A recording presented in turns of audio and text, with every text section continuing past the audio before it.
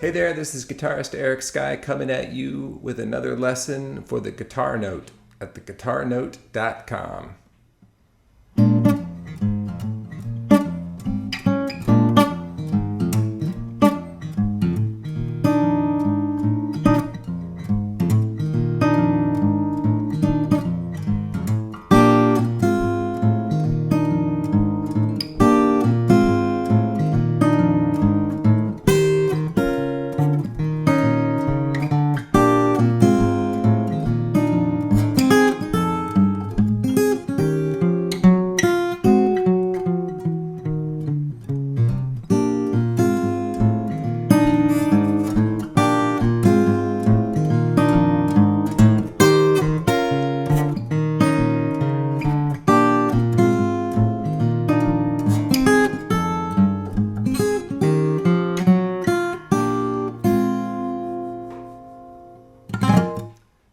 So what I just played was the main theme from Miles Davis's Freddie Freeloader. Pretty much how I recorded it on my CD, A Different Kind of Blue, which is a solo guitar take on the Miles Davis record, Kind of Blue. It's probably a pretty advanced lesson, but if you're not so advanced, I'd like to encourage you to stick around because I want to make some points about it that hopefully will be helpful to you no matter what level you're at. And you might even find out that you can kind of play it and enjoy doing so, hopefully. So here we go. Okay, I thought I'd start off talking about this thing because I think especially if you're used to playing jazz more than anything else, you might be wondering, what is that? And you probably know it's a capo. So I'm basically cutting off the guitar here at the first fret. And the reason that I do that is because my instrument of choice is a steel string acoustic guitar, which in my mind is kind of like a little piano. And I don't actually play piano, but when I'm around a piano, what I like to do is walk up to it and put my foot on the sustain pedal and hit the one or two chords that I do know. And that to me is the kind of the sound that I'm often hearing when I'm playing guitar. And so playing in keys like G and C and sort of guitar-friendly keys allows me to use open strings in conjunction with fretted strings and grab harmonics and things like that, which allow the guitar that kind of sustain pedal kind of sound. So that's something that I really want.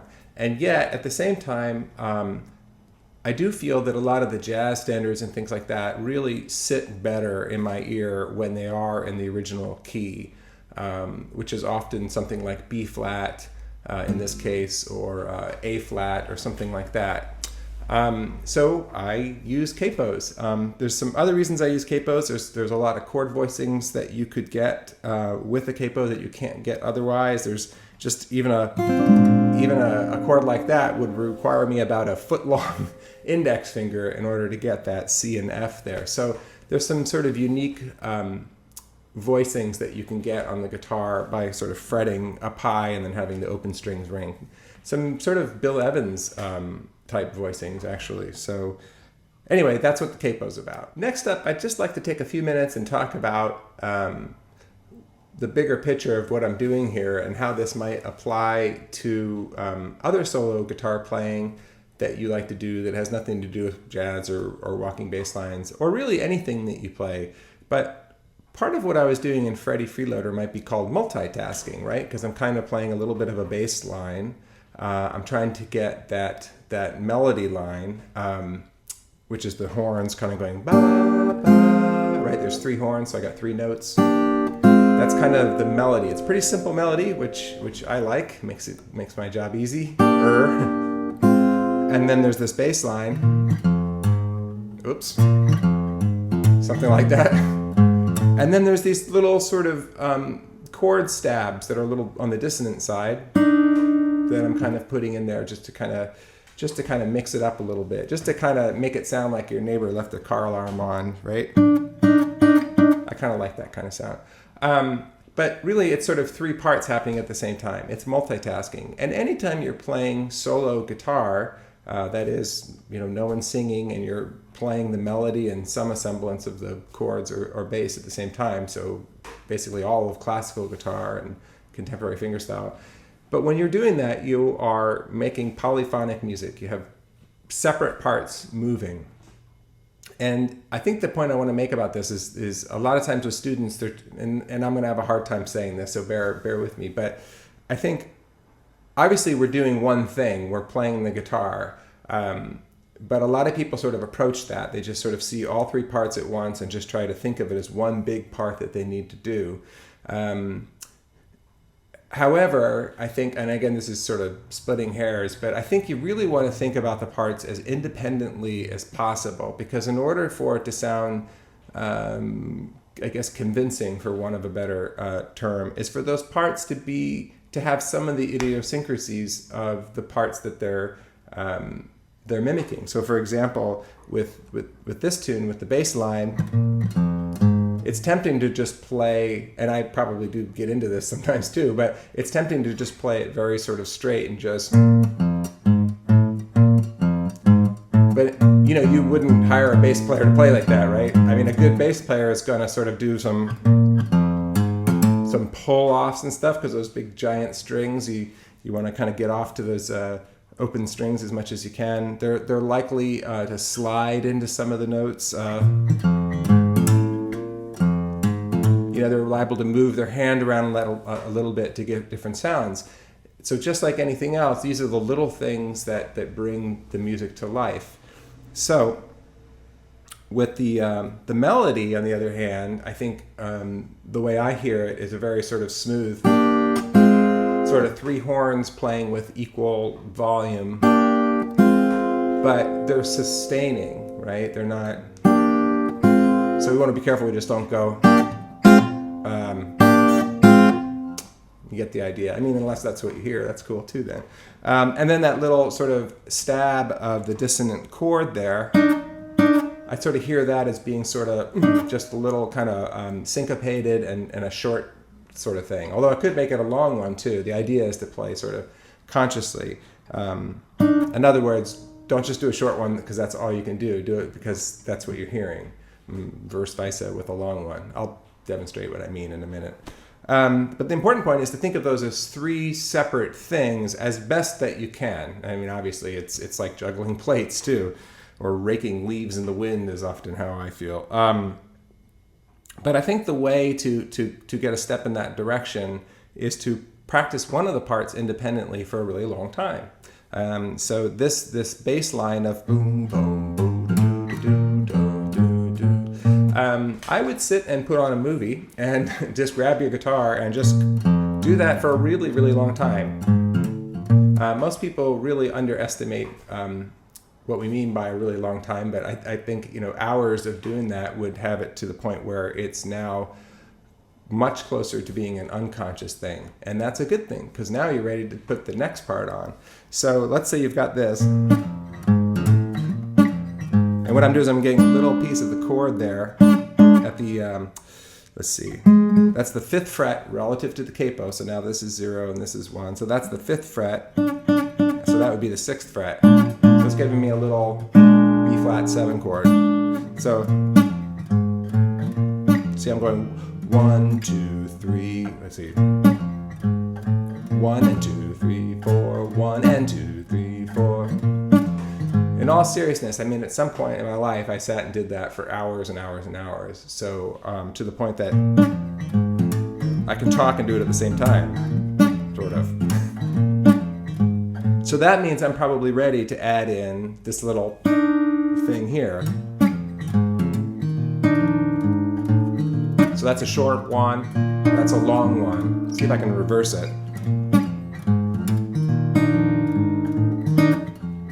Hey, I can. So does that make sense? So hopefully it does. Now I've got, one part as close to autopilot as I can. So now I can think more consciously about the second part. And I was able to actually sort of, do short, long, and then long and short. Sometimes I'll get that open first string in there. Or a harmonic. And the reason I can do those things is because that first part, again, is as close to automatic as possible. Okay, so let's say some time has passed and you can fairly comfortably go and then add in the little stabs. So put another movie on and just sit and do that to the horror of your family for hours and hours. And then when you're ready, and only when you're ready, try to get that little horn part. And there's a good example of why open strings are your friend. Imagine if you didn't have the capo.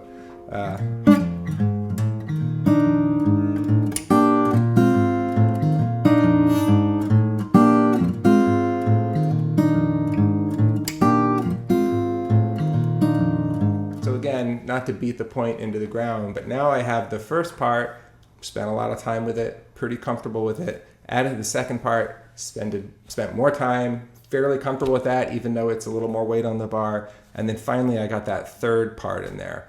And once I can do that, then I would, sit and do that for a long time, because the sort of fourth part isn't, another part necessarily, but it's kind of the icing on the cake. And now that you can do all those things, you can really focus on kind of moving your right hand around and finding the tone that's going to really bring it to life, getting your groove so people can listen to it and go like this, right? Because that's so important. The way music feels is probably more important than the way it sounds. And then lastly, adding sort of dynamics, sort of changing the overall volume up and down is part of that. But actually, more to the point, thinking again independently of the three parts, and thinking like, pretend you're on an old school analog mixing board, right? And each of your three fingers and your thumb are like the fader pedals, the faders, sorry. And so at certain points, in that mix, you're going to want to bring up the first string or bring back the sixth string or something like that. And it's really important to think that way, because again, in order for it to sound sort of convincing when you're multitasking, not only do you just want to be able to do multiple parts at once, but you want them to feel differently. And not only just in terms of staccato versus legato, but in terms of volume and tone and stuff. So little things that I do, which I probably can't do when I want to do them, but I think when I'm in a good place at a gig, they come out, is maybe see how now I'm sort of muting the thumb. And that's kind of a nice contrast with the kind of legato chords I'm doing. Or I'll do lots of sort of pull-offs. I might get some harmonics in there.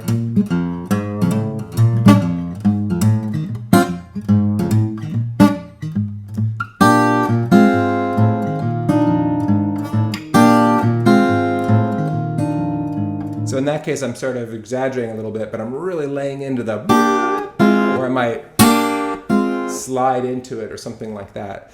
But that's a really important point, is to think about the three parts independently in terms of dynamics. It takes a while, and remember, that's the icing on the cake. First, you want to be able to do it at all, and then when you're sort of comfortable doing it, start thinking about independent volume levels and independent techniques. Some parts muted, some parts not, some parts slid, some parts not. And when you put all that together, then it kind of comes to life. Okay, I think we might have tablature in the magazine for Freddie Freeloader, but if not, you can email me at eric@ericskye.com, and I've handwritten out some of what I'm talking about, just the main theme in my horrible handwriting, but hopefully it would get you started. So I'm going to kind of go through that kind of quickly, and hopefully this helps out a little bit. So what I didn't write out was the little intro thing that I was doing, which was just improvised, so I'm not exactly sure what I did, but I'll just talk about the intro. Basically, I'm trying to kind of sum up some of everything that we've talked about so far. So I'll usually kind of start with playing bass line, and then I'll kind of add in those little chords that I talked about here, which is just basically the little tritone of the B flat 7 chord. I might get a kind of harmonic or something. And then I'll add those little guys, the car horns. And then I'll kind of start right in on the theme, which is where we are in the tablature. So I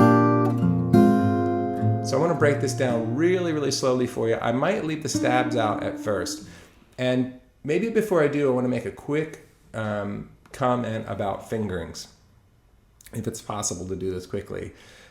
As you can see, first I'm sort of fingering it one way, and then when I get this, the little car horn chord in there, now I'm fingering it in a very different way.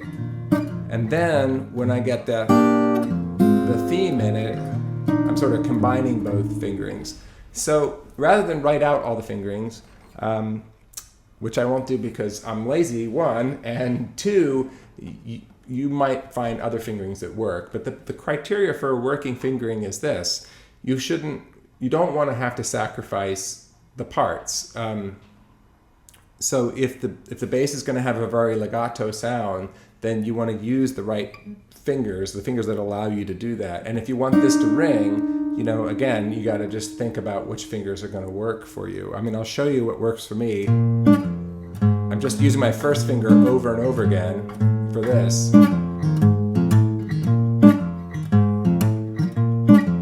See what I'm doing? Pretty basic, one finger. It's probably the first thing you did when you picked up a guitar, just play with one finger for a while. It's just kind of how I type. But as soon as I got this guy in there, I kind of just started using my middle finger, because I needed to use my first finger for something else. A little bit of my first finger there. Then when I switch to this guy, it looks like I'm going 1, 2, 3. Turns my 1, 2, 3. Then I get that little car horn thing in there, and I have to go back to my middle finger.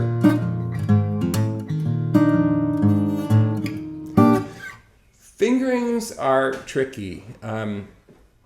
Again, you have to go with what works best for you and your own hand size and all of that. But remember, the job is to not, to make choices that allow things to continue to ring and have their independence and stuff.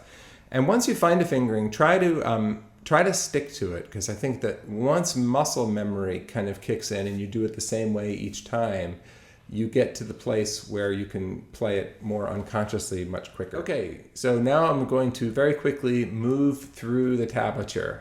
You can always hit pause and back up. So I apologize if I'm going kind of quickly, but trying to keep it brief. So here we go, real slowly.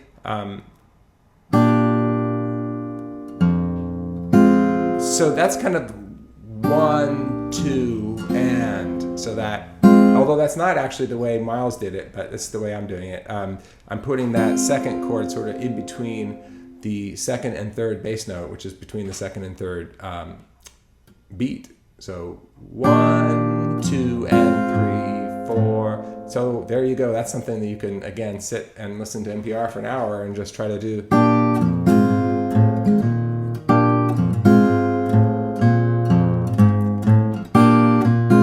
Taking a little stab at it for now, just so you get used to the timing. This is the first 2 measures over and over again. And the measures 3 and 4 are identical to 1 and 2, so I won't talk about those. We'll go down to the second line. This part was actually really hard for me, partly because I'm barring with my pinky, which is my least strong finger, and probably for you too. And then I'm also kind of turning around and doing it again on the 5th fret. So using I don't know, there's something not so solid about using your pinky, but I need all this extra stretch down here, so I have to do that. Let's see, how am I doing that?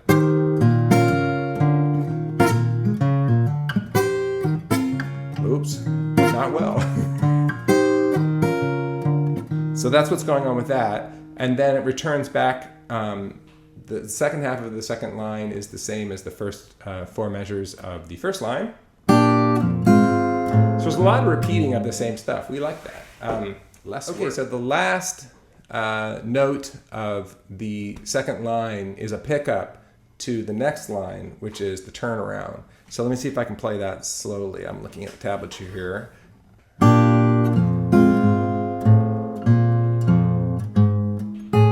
Right, a little dissonant, but that's okay. It's about to resolve. Here's the turnaround very slowly.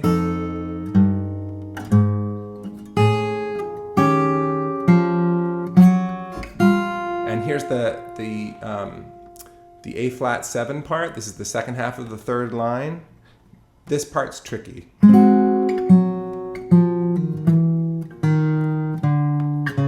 I think that was right, but just not played all that well. But the idea here is that the horn is going, and we want that to ring as long as possible while the bass moves down. The trick, though, is because it's the pinky holding that note. You want to be careful that as you stretch, the note doesn't go, which actually I think I did a little bit. That was the hardest thing when I recorded this, is to not go, right? Because you're kind of straining to make this thing. So somehow in your mind's eye, you got to just sort of see that pinky kind of pretty round, for want of a better term. So you're really on the tip and kind of digging a little deeper than you might otherwise might. So it just kind of stays there and holds the note. And then the whole thing repeats. It's really a 12-bar blues with a second ending. So you go through the whole thing, and this time you skip the third line, which is the first ending, and you go directly to the last line, which is the second ending. And it starts off the same way. And so this will be familiar to you. Try to, again, let that ring. This oops. This was a real bear for me. You can see what a finger twister it is. But I don't want to lose that chord. And then you're back basically at the beginning.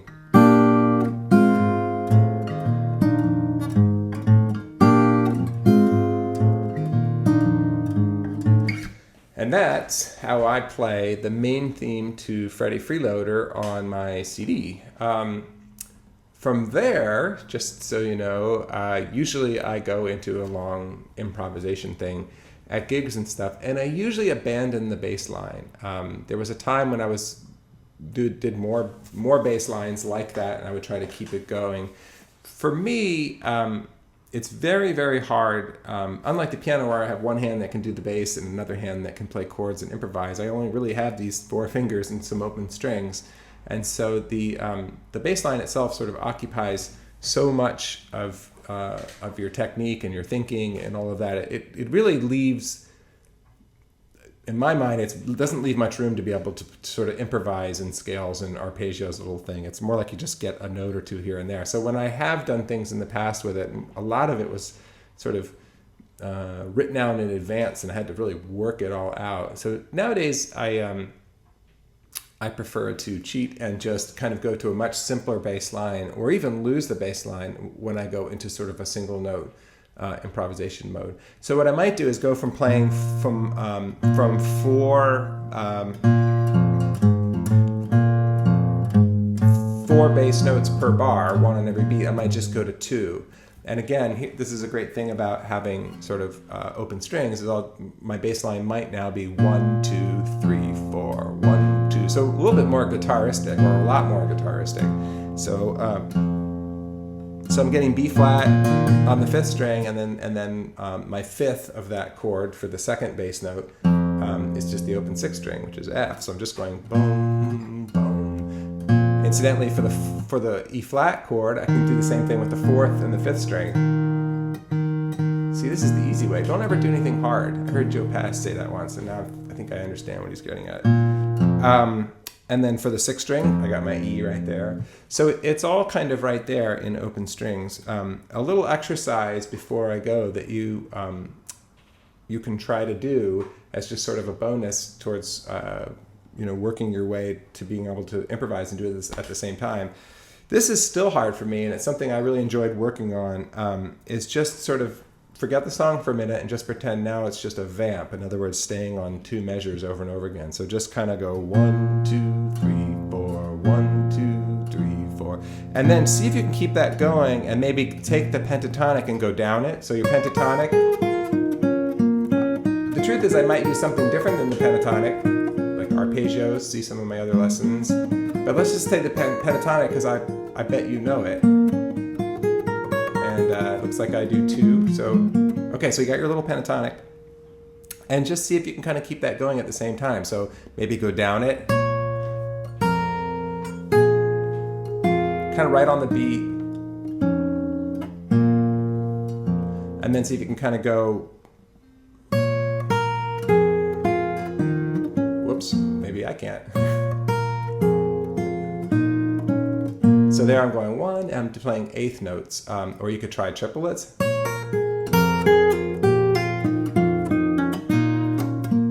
Things like that. You can probably just play one note. And then just try making bluesy phrasing. So this is fun but tricky. So just try to turn this off.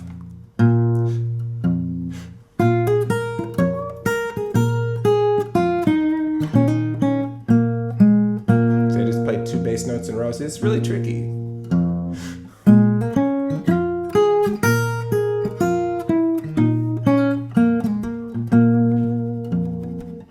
I'm sort of dividing the guitar in half, so the two bass strings are my bass, so I'm not really thinking about those when I'm thinking about the scale. I'm just thinking about the top four strings. So that's why it might be, if you want to try to do this, again, practice it independently. Just sit and do the little pentatonic on those four strings over and over again.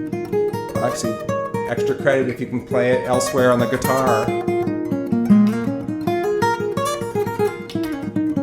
And then try to put that with the bass.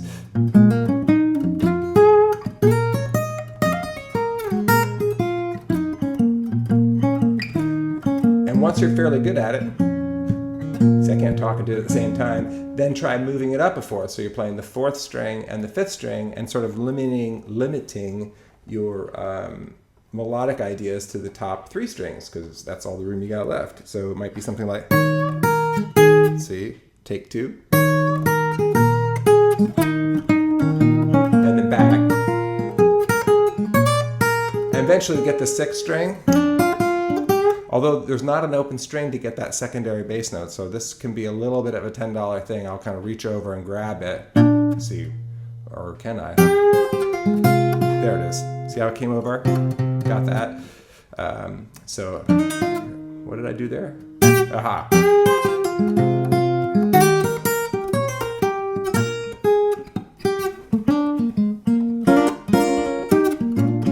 Anyway, so hopefully that makes sense. So that's just a little bonus thing, but that's how I improvise at gigs, playing Freddie Freeloader and other blues and other things.